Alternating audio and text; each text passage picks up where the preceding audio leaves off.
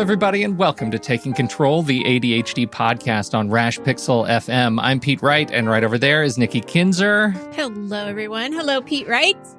Oh, Nikki, it's the end of October, It is. And you know that gets my brain going about November. Oh, well, I know that makes you know sense. what's going on. You know what's going on in November, right? Oh, it's the writing thing. It's the writing challenge. And it's also about beards. Oh, yeah, no, I let that go. Oh, okay, because you already have a beard. Yeah, no, so no shave. It's no shave all year. Okay. No shave at all. So am I right about the writing thing? No, you are, but we try not to diminish it by calling it the writing thing. We call it National Novel Writing Month or NaNoWriMo. I'm sorry. And I am gearing up. I think I'm going to do it. Oh, good. And also my birthday. I forgot. That's good. Somebody had to remind me in the chat room that, in fact, November is Pete's birthday. That's right. And I'm gearing up toward, is it possible for me to just take a year off when it's my birthday? I think that's called retirement. And I'm not quite there yet, but it's on the horizon. AARP would like me to know through the junk mail that it's on the horizon. Right. Anyhow, NaNoWriMo gets me thinking about creativity and the way my brain works and the fireworks and the imposter syndrome and shame that comes with turning out crappy writing. And so I wanted to talk about creativity and ADHD. Specifically, how do you create through ADHD? And is there a better person to do it than the person we have on the show today? I don't think there is. I don't think there is a better person. Before we dig in, though, head over to TakeControlADHD.com and get to know us a little bit better. You can listen to the show there on the website or subscribe to the mailing list, and we'll send you an email each time a new show is released. And of course, you can connect with us on Twitter or Facebook at TakeControlADHD. And if this show has ever, in your history of listening to it, in the last 10 years that it has existed, if it's ever touched you and changed the way that you work with your ADHD, that you live with your ADHD, that you experience your ADHD, we would encourage you, invite you even, to join the ADHD community at patreon.com/the ADHD Podcast. And you can become one of the few, the proud, that actually watch our recordings of this show live. You can get special access to workshops that Nikki and I produce every single month. You get all of Nikki's forms and worksheets and checklists that we've talked about for years and years. They're all in one place, all for a few bucks a month. We encourage you to do that. Mostly, you're just helping to ensure the longevity of this show and the work that we do here. So again, patreon.com/the ADHD Podcast to learn more.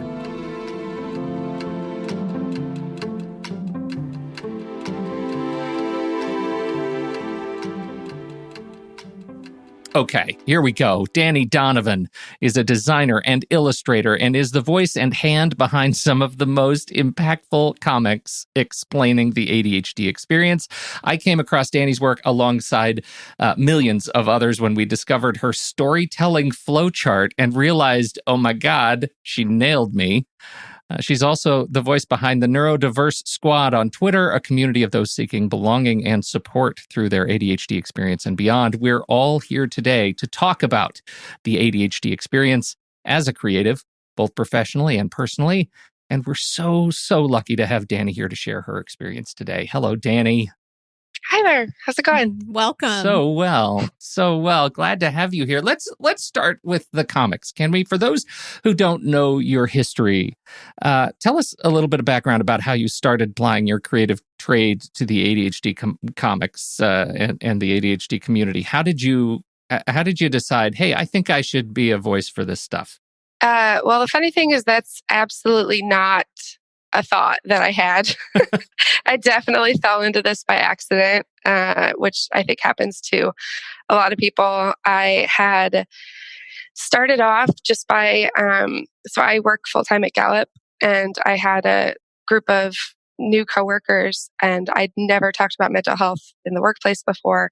And they just kind of were opening up and talking about therapy pretty openly. And this was just a new experience for me. And I just kind of put myself out there and told them that I had ADHD, and they were cool about it. There wasn't any different. And so it kind of got us joking about, how I tell stories. And I decided to map it out as a joke. and sent it to one of my coworkers and didn't really have any intention of posting it because I hadn't disclosed to my boss who followed me on social media. And she thought that I found it somewhere and sent it to her. Wow. And then she was like, wait, you made this? And she's like, you have to post it. And so I had this moment where I had to decide, do I leave it saying ADHD or do I take that off and just have it be how other people tell stories and how I tell stories? And I'm like, well, I'm just going to post this on Twitter because nobody I know follows me on Twitter.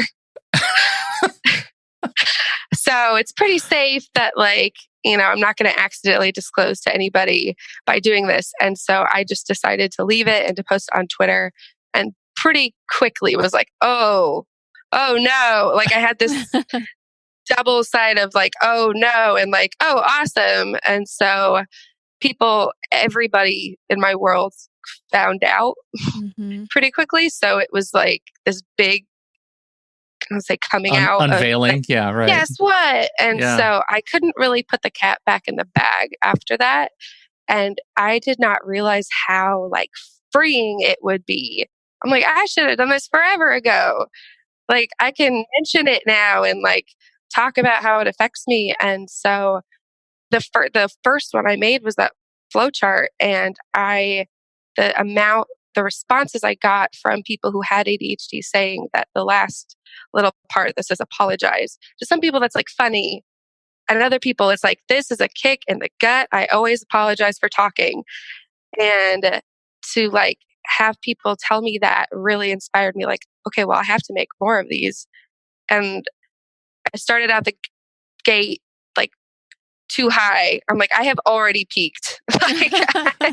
Well, I was going to ask about that. That's the storytelling is still forwarded all the time. It still has such traction. How do you go from there to? I just know that if I were in your shoes, I would have crumbled in paralysis, creative paralysis. The thing that bothered me the most was that I had the thought that I should put a watermark on it, but I was that means I'm full of myself, and I think that people are going to steal this if I put a watermark. So I won't put a watermark. And then I did it, and then no one knows who made it. Right. And so eventually I made one with one, and it circulated, and people kind of found out. But I think maybe part of that, I convinced myself maybe part of that is good, because I did have to grow a little bit more organically. It wasn't I had this one-hit wonder kind of syndrome, because I didn't actually get big off of that first one. Yeah. And so, but yeah, early on I knew I have to, in my head, be okay that all of my comics are not going to be this way. And that's okay. Maybe someday I'll hit it again out of the park. And I had that email like a boss one that one gets shared around too, but I learned to put watermarks on that one. So anyway, yeah, just kind of that paralysis of, oh no, have I peaked already? And then kind of making the decision of I can't care if that's the best thing, not the best thing, but if that's the most popular thing I ever made, because it was the, spark that started all of this. And if I hadn't gotten that kind of a huge response, I don't know if I would have felt so compelled to make more things. Well, that's the thing, is that even just that one comic made, and I don't even know, like you said, is it a comic? I mean, I guess it is, but when some people feel that punch in the stomach, you touched so many people. And so many people related to that, which is a wonderful thing.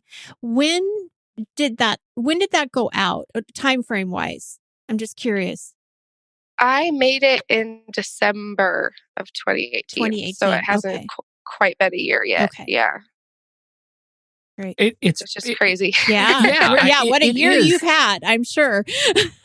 Well, because as a result of this, and as a result, I mean, of the kinds of people who have picked it up and who have shared that experience, you have become a voice quickly of how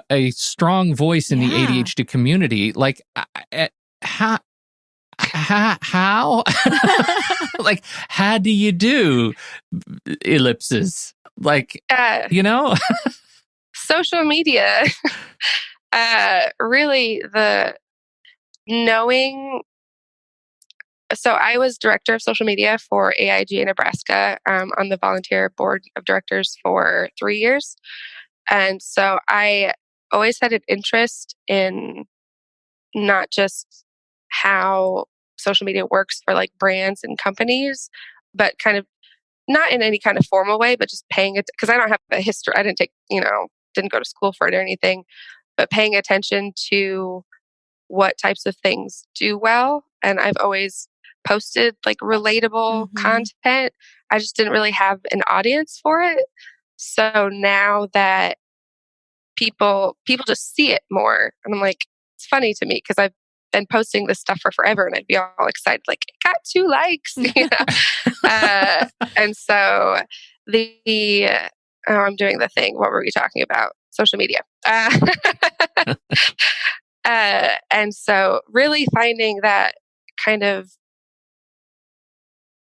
platform, I guess, where for me, I never did a ton of research on ADHD. I didn't really talk about it. I honestly didn't really think about it too much, even though I'd been diagnosed for 10 years. And so for me, doing it almost as like art therapy, and publicly knowing that this is going to give me the feedback of reassurance that other people feel this way. Because I knew, even if it's only a few people, like someone else, this is going to connect with them. And so feeling like this double sense of like responsibility of like, okay, I haven't seen this kind of stuff before, and I know how much this would have meant to me if I would have seen this earlier.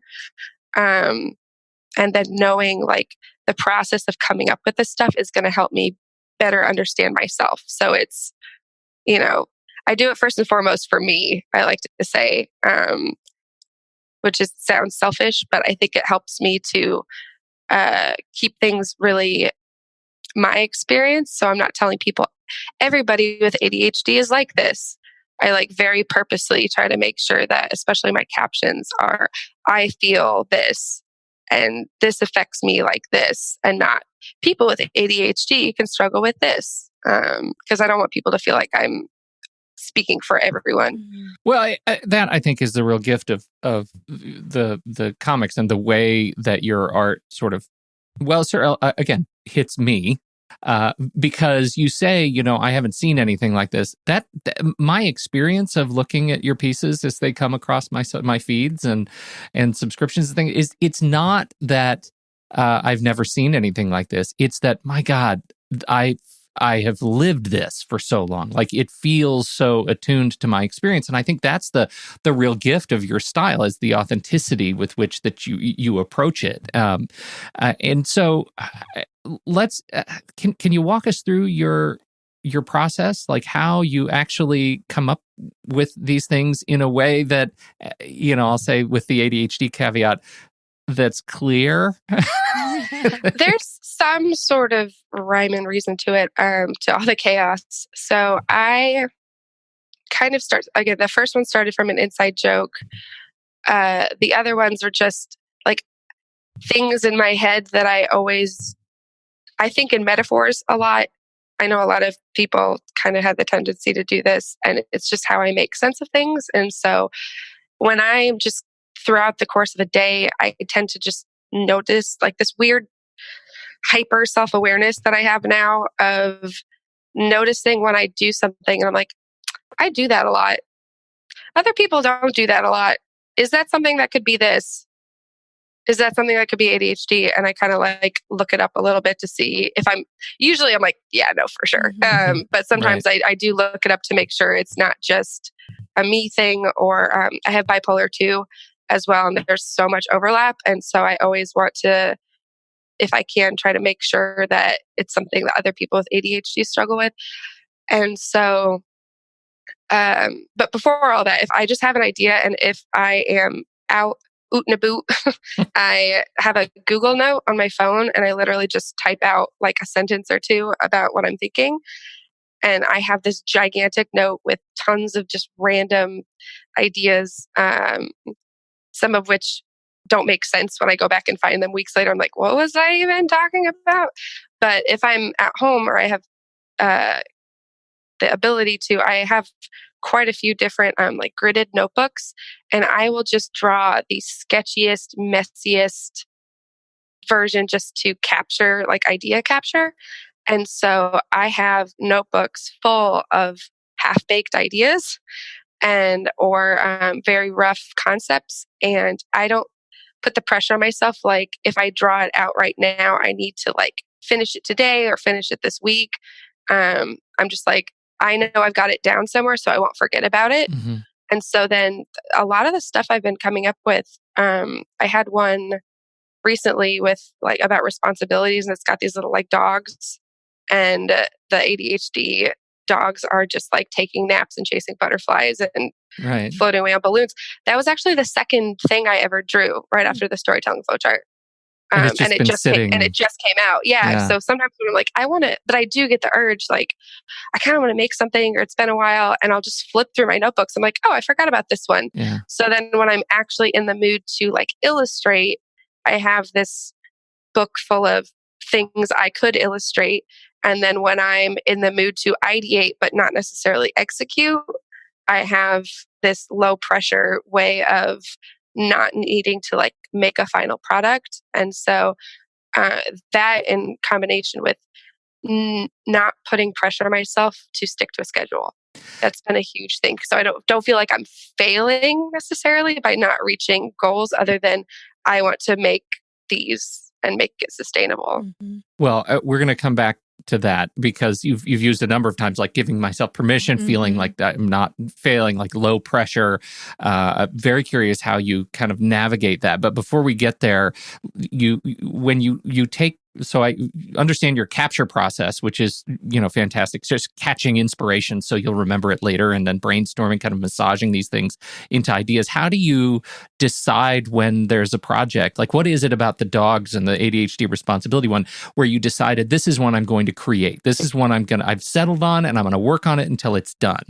Mm-hmm. That one in particular, I had to pick something for. I was doing a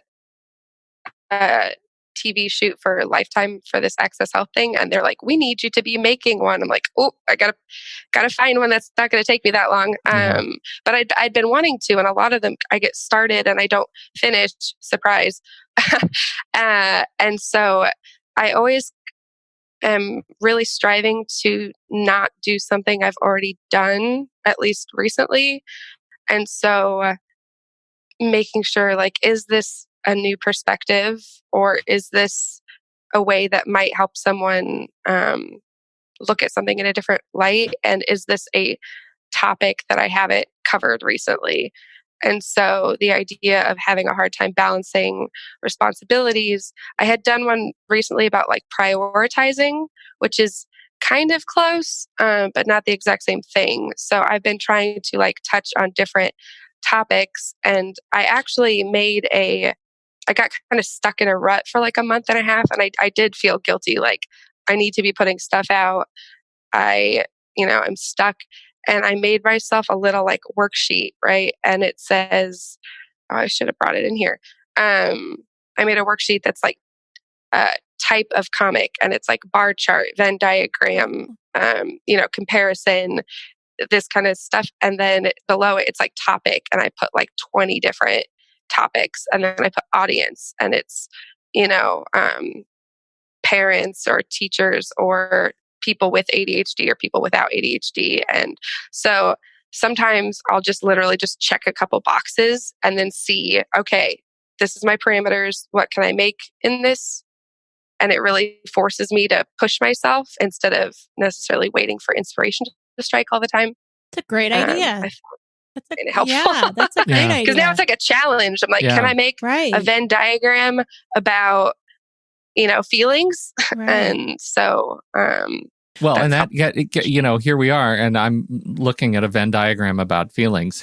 Two sides, same coin is exactly that. You kind of see the results of it. I look at, you've told us a little bit about how you released the first one, right? The one that started with the inside joke. But there is this last step of, you've captured your ideas, you've massaged them, you've worked on them until they're finished, and then you put it out in the world. And I sit here, I think about that, and you actually have a comic that I think about all the time, and it's the Getting Started comic, and it is on the left. It says, we've got a little character and standing on the top step of a set of stairs, and it says, "You need to stop procrastinating. You always make excuses. It's not that hard. Just do it. You're just lazy." And on the ADHD side, on the right, it's the same set of stairs, and they're very, very tall, and the poor little person can't even reach the stairs. Like that you can't, how do you even get started when they're on even the simplest of tasks if you can't even see the stairs you have to climb? And the first step being so daunting. Yeah. Right. The first step is huge. And so I look at that around, freeing your creative works into the world. Like what does that look like today when you're ready to push, publish, or send, or promote? Like, what does that look like? I used to get in that kind of I think a lot of us tend to be very perfectionistic of like, I don't want to put this out there unless it's perfect, or I don't want to put something out there if I could make it better, or what if other people don't like it? What if it just needs more fine tuning? So early on, because I used to practice like calligraphy and stuff, and I had the same thing.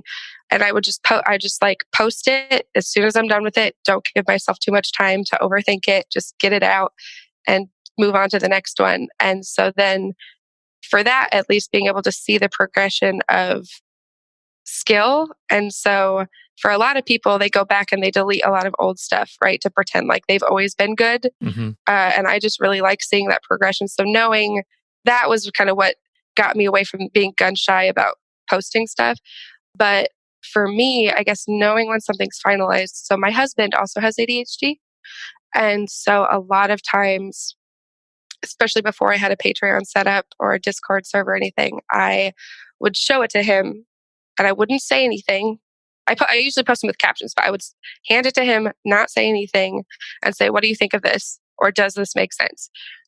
And he's very supportive, and he's not critical just to be critical.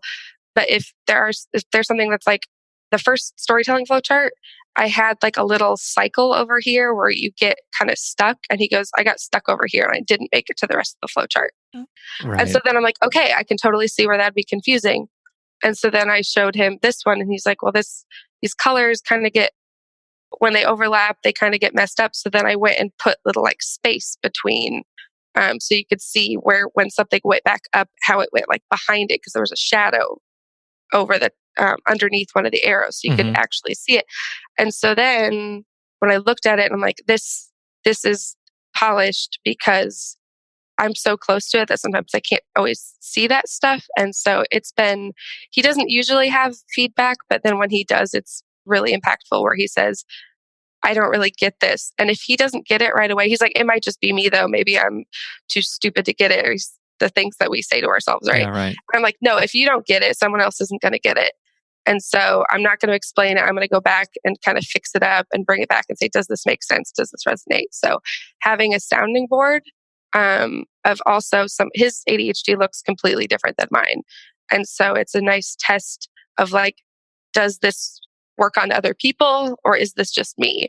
Because there are things that are just quirks that I have. And so now I have Patreon. I've got a group text with ADHD Alien and Jessica and Aaron, and sometimes we'll just bounce stuff back and forth.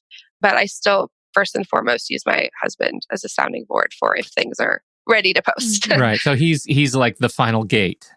Yeah, pretty much. Of like, if Josh doesn't get it, it's not good enough to post. So well, lucky him. Yeah. Right? Does he know this? Does he know that he's taken up? Because that's an important safety tip. Exactly. I'm like, no pressure. Right. If this doesn't do well, it's your fault. No. Yeah, that's right. That's right. So we talked about, these are sort of the practical things, and that leads us into the more emotional stuff. Like when I know my accommodations practically when my brain won't let me settle down, long enough to manage my own tools. And that happens all the time because my ADHD is just fireworks. It's just straight all the time fireworks. I can sit very still and I can look like I'm totally listening to everything going on in front of me. And I'm just not doing that. And so I understand when that happens and I have accommodations. But the thing that I struggle with and where my anxiety kind of it triggers in is the emotional side. When I get stuck focusing on the things that I fear about creativity, the things like I better not start typing because I know the first words out of my fingers will be garbage. I know that those are the, like you said, the things we say about ourselves. How do you manage this second area when it comes to the work you're trying to create? And it doesn't even necessarily have to be the comics. We could be talking about your day job. Like how do you manage the flow to actually get stuff out and get out of the way of your own creative maladjustments? That's a great question. Okay. I have so many different answers and I got to pick which ones. Let's do a Venn diagram. Okay. Pretty much. Right. I literally could just make a list, a bar chart. So one of the great things for working at Gallup is that we have the Clifton Strengths. And so it's a 34, it's an assessment where they it's not like one of the ones where it's like, you are an ENFP. Right. And it puts you in a box that says, this is what you are. It's we've taken hundreds of thousands of people, or millions of people now, and rated these different strengths that we found. And they're in these different domains, right? And so I promise this relates back. I super promise. Okay, we'll get there. I'll be patient. I'm the storytelling flowchart lady, yeah, right. So I'll get there eventually. And so there's strategic thinking, executing, relationship building, and influencing. And influencing is pretty rare. And I have 4 out of my 5 top are influencing, which now makes sense to me because I have a natural skill set that lends itself to internet influencing. But my executing themes are all really low, which makes sense. Executive dysfunction. Right. So those are focus, responsibility, discipline. Yeah. And I used to beat myself up about not being those things. And working at Gallup has really helped me to realize that you can't be everything. And so they give you the list of your strengths in the order. So some people have a cutoff where you're like, okay, everything below this is not me. But oh my gosh, why was I talking about this? See, this is the part. Oh, okay. How do I use and execute? What was the question? Yeah, getting over the emotional fears of creativity. Yeah. And so I have found that because I have maximizer in my top, which is I like to tweak things. I like things to be perfect. I don't want good. I want great. Which seems like a real danger to actually shipping. Yes, it is, especially in creativity, because it's not like math where you're like, I'm done. I got it. This is the right answer. I've checked it. This works. I can move on. I have to say something that I just noticed is I love how you said you want it to be good, or no, what now I'm losing my train of thought. You want it to be perfect? I don't want it to be good. I want it to be great. Yeah. But you didn't use the word perfect. Mm-hmm. That's why I had the whole thing where perfection is a lie. So and it's so great that you can naturally say that. What a great example to our listeners that this can happen. I love that. Yeah. Just understanding and being okay. The hardest thing for me is being okay with putting something out there when I feel like I could have done better. Because to me, it's other people will know that I could have done better. Other people are thinking, oh, she didn't try that hard on this or something. When they don't think that at all. It's not true. Right. Nobody does that. They're not thinking that at all. And if they do, I'm not going to cuss, but you don't need that in your life. And so I have, between that and my comics, honestly, the biggest thing I could say is putting constraints on things, which seems counterintuitive because it's I want everything, but and I don't want a tiny little box, but I need walls somewhere or I will not, my dad always says, land the plane, stop circling the airport. And so if I don't put any kind of walls, I'll just take up all of the time that I have trying to, tweak it. And so not that I would necessarily recommend procrastinating as a technique. And I think part of it's because I've gotten so used to it. When I was writing my talk for Anxiety Tech, I put all this pressure on myself where I'm like, I want this to be a TED Talk, I want this to be this level of quality. I want people to cry and walk away with a whole new perspective. And I know how I want people to feel, but I don't know what I want to say. And so that was a lot of pressure to put on myself. And I started a month in advance. I'm so proud of myself. I had a schedule of I'm going to have the outline done by this day, and I'm going to have and I was sticking to it. And I got to the end and I finished 3/4 of it. And I go, I don't like this anymore. And so I started over. I literally wrote 15 either half speeches or full speeches. And I got to the end. I'm like, this isn't it. I don't like this. Wow. And it was like, oh, are you, it's not that big of a deal. I'm like, I will know it when I see it. And that's the whole issue with me is I know when I'm done because I'll sit back. I'm like, that's it. Right. You feel it. And yeah. Right. I know when it's done. And so what ended up happening was I started over again at the airport on the way to New York, and my flight got delayed 7 times. But it was okay because I was sitting there writing and writing and writing. Yeah, you get that adrenal boost, right? Yeah, and then I did it on the plane. I finished it on the lift on the way to my hotel, and it was great. I finished. I go, this is exactly what I wanted. I'm very upset that I had so many meltdowns for this month because I was trying really hard to give myself the time because they're always told don't procrastinate, right? And in reality, sometimes the time constraint makes me really efficient, and I do really well under pressure, and I need to allow myself to have that be okay. Now, in some instances, that's a terrible idea because I knew if I can't make something on the plane, I still have a backup one that I'm not, happy with. So that helps a little bit. But anyway, having some sort of, even at work, deadlines, actual real deadlines. Is that, I mean, this use of constraints, I'm trying to put a frame around that because isn't that constrain ironic? Around it. Yeah, I'm trying to constrain constraints because I do that too. And I think that, in many ways, that's gotten me through a number of my most difficult sort of creative challenges is just eventually finding a way to wait till the last minute to do anything at all because of all the other emotional anxiety, oh, it's going to be garbage. I better not start. Eventually I have to start and it turns out fine. But I wonder if part of that constraint is a distraction from the emotional anxiety that allows me finally to push through and do some work. I figured it out. Mostly, I would say figured it out. But every time I have an emotional epiphany, I'm like, oh man, I wish I wouldn't have figured that out because now every time I do it, I'm going to know. Yeah, right. But for me, it was the same. I used to do a little bit of stand-up comedy in Omaha, just at a open mic night kind of thing. And I would write all my content the day of. I would write it right before I went. I would practice it once or twice in the bathroom. I'd read most of it off my phone, but I do really well. And this guy, Dusty, who put it on, he had said, well, you really should hone and practice the jokes that get really good and put them together. And I'm like, well, if I did that, that would mean that I cared. Yeah. And that I tried, right?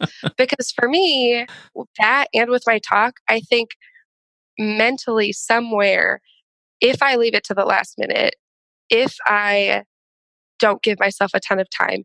If it doesn't go well, I don't blame myself as much. Yep. I say, well, that's okay. I didn't try that hard. Or I couldn't have had it perfect because I didn't, have enough time kind of a thing. And so I have a built-in excuse if I fail. Yep. And usually I don't, but it brings me comfort that I will somehow be less upset than if I worked on it worked on perfecting this set, worked and practiced and practiced and practiced, and then it didn't go well. That would break my heart. Mm-hmm. So it's This like a is built-in coping mechanism, truly weird thing for me. Oh, truly. Yeah. I call this one back pocketing success, right? I always have some conditions in my back pocket to pull out if something doesn't go well. And that's a terrible way to live, just as for myself. I don't want to speak for you, but it's a terrible way to live. And I really struggle with that. It's the idea of snatching defeat from the jaws of victory. You know, like I could have gone so well, but I went ahead and defeated myself. And what I find so ironic about hearing you talk about it is these are the things you don't care about, and yet like you are de facto practicing and honing your skills in all of these things with every comic you release, right? I mean, you're better at it than you were even the day that you released the storytelling piece. And but I wonder, do you think about the comics in the same way that you've been thinking about, your stand-up career? The stand-up career is not that was like a hobby. It was on my bucket list. I did it once. You did. That's I was good at it. So then I kept going. It's the same thing as with comics where I like making people laugh. It makes me feel good and valued. That dopamine rush is real. And so for me, I am very aware. I had a whole thing recently about how I'm competitive. I do like threads every once in a while now about why I'm competitive and how I think that I need to be excellent to be worth loving. And that pressure, has lessened a little bit with the comics because I just know people like my stuff. But the funny thing about the comics that I've realized is that I have always beaten myself up about not being able to keep up with passion projects. I start and quit so many passion projects. I wouldn't even want to make a list. It would make me sad. So, but this one, I immediately, as soon as I started making another one, my brain immediately goes, how long are you going to be able to keep this up? How long until you stop making these and disappoint everybody? Like now it's public. And how are you going to keep this up? You don't make time for things. And so this whole experience has been so great at like disproving that to myself and like really pushing myself out of that black or white thinking of how I should be doing things. And like, if I don't release a comic for a while, it doesn't mean that I don't make comics anymore. It doesn't mean that I have to feel guilty or apologize for it taking a while. I like to think that people would rather wait for quality than me pump out a bunch of stuff just to have stuff, because I want my collection. It's important to me that the collection of work can all stand on its own. And so I don't necessarily want that filler. And because I don't have it, and because honestly, the stuff that I'm making typically is so simple. It's flowcharts and Venn diagrams. It's just my handwriting on an iPad with some lines. And it doesn't take, once I have a concept down, it doesn't take very long to make. That storytelling flowchart probably took an hour and a half max. And some people, when I tell them that, they hate it. Jessica's like, do you know how long it takes me to make videos? But for me, how short I know it will take matters, because it's more difficult for me to fail, I guess, because even if one doesn't do that well, it's like, well, it was only 2 hours or it was only 4 hours, or it's not a month-long thing. And I have this history. I have a background in actual illustration, and there's a lot of people who don't know that I can actually draw real things. Right. Well, and by that same token, I think it's super disingenuous to say that it only takes you an hour and a half to do that thing. I mean, you know what I mean? Like that's what people don't recognize is just the amount of fireworks and calorie burn that go on in your brain to get to that point where you can start drawing. And that's so much of what we exist to remind people of, right? It's just like you have no idea the ladder we had to build to make it to the first step. Yes. Or the history, and because people are like, I just love how simple it is and how clean it is. I'm like, I have my major was visual communication and design. Yeah, right. So it was graphic design, but more than anything, it's that taking years of learning how to communicate with as few things as possible. It is a skill that you have to hone. It's not something that necessarily comes naturally to a lot of people. It only looks easy because of the thousands of hours that I've put into doing other things like this. That's the job. So, and how many ruined, crumpled sketches there are of the same comic. Right. Well, it's fantastic work. And as we wrap up, would you please tell folks where they can go learn more about you and what you do and why you do it? Yes. So my website, ADHDDD.com, is still under construction, which should surprise no one. It's actually really funny because you have this clock on it, right? And the clock moves. And as I loaded it this morning, I had one of those ADHD moments where like it wasn't loading fast enough. And so the hand was like skipping minutes. And I thought, oh my God, that is such a cool thing. She's reminding me that I have ADHD by my inability to see time. And then it smoothed out. I was like, oh, it was just internet. I had originally been the like under construction page, and now it says, I promise this will get finished eventually. It will. I have Q1 updates, but so my Patreon is the first place where all my comics get posted. Patreon.com/DaniDonovan, Dani Donovan. And all of my handles, Instagram, Twitter, Tumblr, is all just Dani Donovan. I stole all the usernames. Are you like, were your parents big like comic book people?